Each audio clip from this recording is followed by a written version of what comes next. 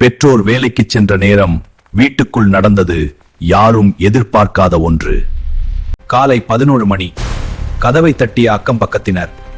கதவு திறந்த 16 வயது சிறுமி முழு போதையில். இது என் வீடு, என் நண்பர்கள். உள்ள சென்ற போலீசார் கண்ட காட்சி.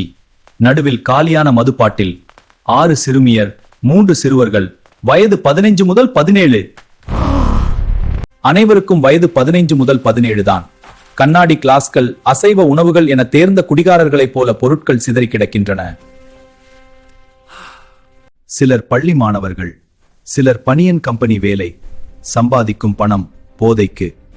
ஒருவர் கற்றால் மற்றவர்களும் கற்றுக்கொள்கிறார்கள். அக்கம் பக்கத்தார் தட்டிய கதவு ஒரு எதிர்காலத்தை காப்பாற்றியது. அந்த கதவு தட்டப்படவில்லை என்றால் பெற்றோர்களே பிள்ளைகள் மீது ஒரு கண் வைத்திருங்கள். மேலும் இது போன்ற வீடியோக்களுக்கு தினமலர் சேனலை பின்தொடரவும்.